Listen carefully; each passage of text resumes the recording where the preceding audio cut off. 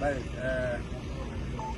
pertama-tama dalam segala keadaan kita tetap mengucap syukur kepada Tuhan karena di tengah-tengah kesibukan yang kami lakukan ada juga peristiwa yang mengejutkan terjadi di Anggrum, dan hari Jumat yang lalu kami mendengar ada penyerangan yang terjadi di Puskesmas Anggrum maupun di sekolah IPK Anggrum. Dan hari Sabtu kemarin karena cuaca tidak memungkinkan kami tidak masuk untuk menjemput, tetapi hari ini puji Tuhan, Tuhan kasih cuaca yang baik dan cerah sehingga semua kekuatan digerakkan baik dari TNI dengan 3 helikopter dan juga dengan pesawat sipil hampir 5 pesawat. Kami sudah masukkan ke Anggrum dan Pak Wakil Bupati langsung turun ke lokasi, dan informasi terakhir yang kami dapat adalah 1 MD atau meninggal dunia dan 3 luka berat, 3 luka ringan. Jadi sebelumnya kalau 6 atau 7 meninggal dunia semua itu terbantahkan, dan kebenarannya seperti itu setelah kami sudah masuk di lokasi.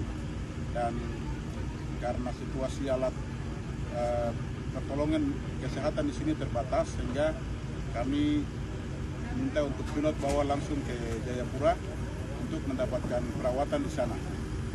Ya, kami rasa kehilangan dan turut berduka cita yang sangat mendalam untuk 1 tenaga guru yang meninggal dunia.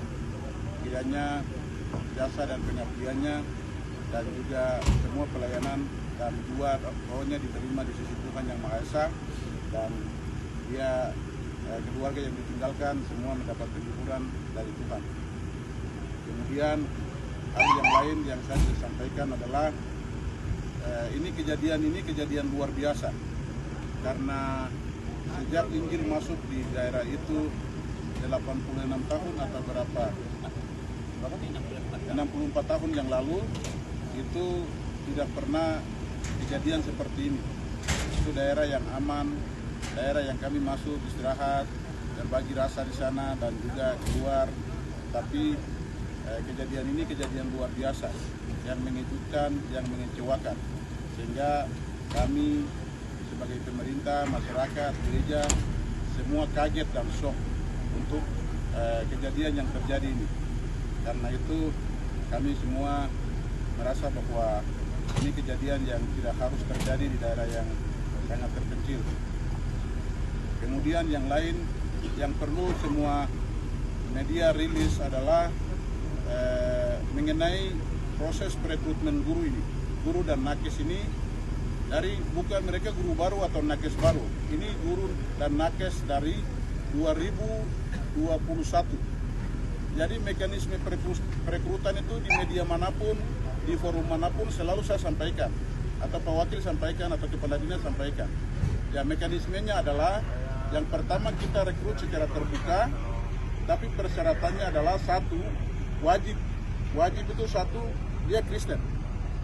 Yang kedua, dia sudah terima Yesus sebagai Tuhan dan Juru Selamat pribadi. Yang ketiga, dia sudah dibaptis. Yang keempat, dia menjadi guru atau tenaga medis misionaris, begitu. Untuk memenuhi 4 persyaratan ini kita verifikasi dan juga identifikasi sedemikian rupa sampai dengan 30 hari. Itu kita lakukan itu di Jayapura. Sampai orang tuanya, bapak mamanya semua kami identifikasi. Sampai dengan temukan bahwa mereka ini betul-betul S1 dari pendidikan atau S2 dari pendidikan atau orang dari disiplin ilmu lain tapi mau mengajar. Begitu. Itu yang kami lakukan. Dan selama ini orang-orang bilang nakes atau tenaga guru ini dari TNI atau dari Polri atau dari angkatan manapun, itu kami bantahkan 100% bahwa itu tidak benar. Karena proses rekrutmen kami ini adalah terbuka dan semua orang tahu. Setelah kami rekrut sampai dengan sebelum pengutusan itu, pendeta mendoakan mereka dalam satu upacara. Setelah itu mereka tanda tangan juga untuk perjanjian kerjasama. begitu. Jadi ada di luar sana ada orang-orang yang bicara bahwa mereka ini anggota TNI atau anggota Polri atau anggota keamanan yang mata-mata, itu tidak benar, begitu. Kalau itu benar dan terbukti dan mereka punya bukti, tolong kasih tunjuk kepada saya.